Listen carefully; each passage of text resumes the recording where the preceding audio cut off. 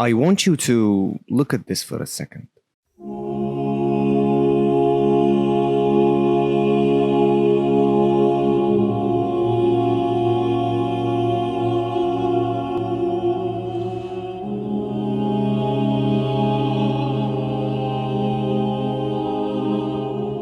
This is Psycho Buildings, Artist's Take on Architecture, an exhibition held at the Hayward Gallery in London in 2008. This exhibition featured a diverse range of artworks that explored the relationship between architecture and psychology, touching on themes of manipulation, control, and the impact of built environments on mental health.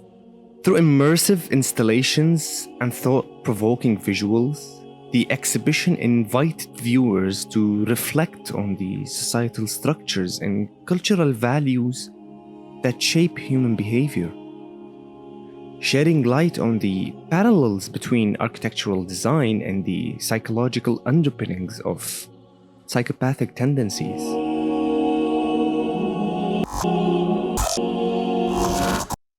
Someone who has been a murderer for almost 20 years. The compulsion to do it was too strong, and I didn't even try to stop it after that.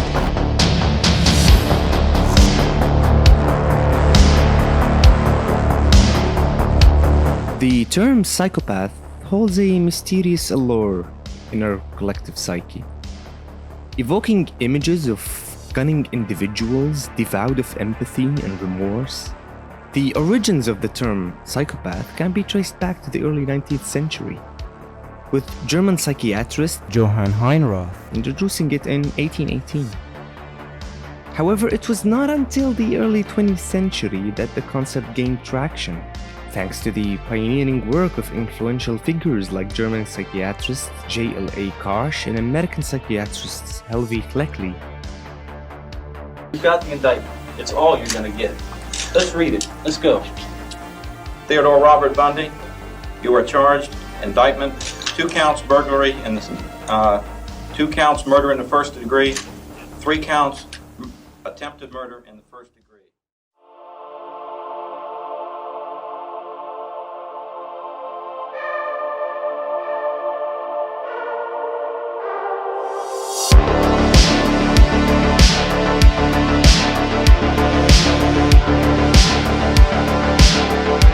Psychopathy's relation to modern society is nuanced, reflecting the complex interplay between individual psychology, societal norms, and cultural values.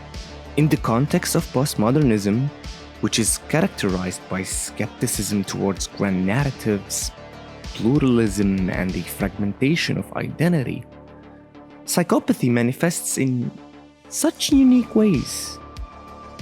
For example, in postmodern societies, individuals are often confronted with a multitude of identities and roles, leading to a sense of fragmentation and disconnection. But the ability to manipulate and adapt to various social contexts is a psychopathic trait, where we try to exploit this fragmentation to our advantage. Psychopaths may adopt different personas to suit their needs, presenting a facade of charm and charisma while concealing their true intentions. But so do we. In the office, on the street, in a cafe, or on the internet. And here's what's even scarier. Postmodern societies are marked by consumerism and materialism, where success is often equated with wealth, status, and possessions. And that's just the normal now. Psychopathic traits, such as manipulativeness and a lack of empathy, may be conducive to thriving in such environments, where individuals may prioritize personal gain over ethical considerations. What are ethics, yeah? Psychopaths actually excel in corporate settings and entrepreneurial ventures, capitalizing on opportunity for exploitation and self-aggrandizement. And by the way, there are many examples of psychopathic business magnates like Bernard Madoff, for example, or just plainly really charming people like Ted Bundy. Do you know this kind of weight on the chest that you feel sometimes when you're obsessing about something that you think you could have done better? That's called guilt, and it does not happen to psychopaths. But this modern social structure does not feel it too. This is how life has always treated mankind, with its psychopathic tendency. Life makes you suffer, that's just the rule. I mean, just read Dostoevsky for God's sake. Life does not care, because life is not conscious of your problems, of your suffering. And I don't mean for you to be warriors. Before you go on your way to discovering your new psychopathic self, I want to offer you some questions.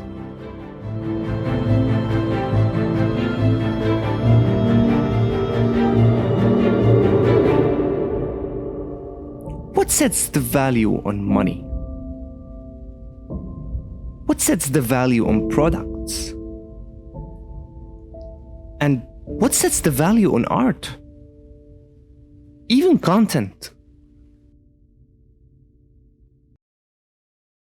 Well, simply, it's the demand.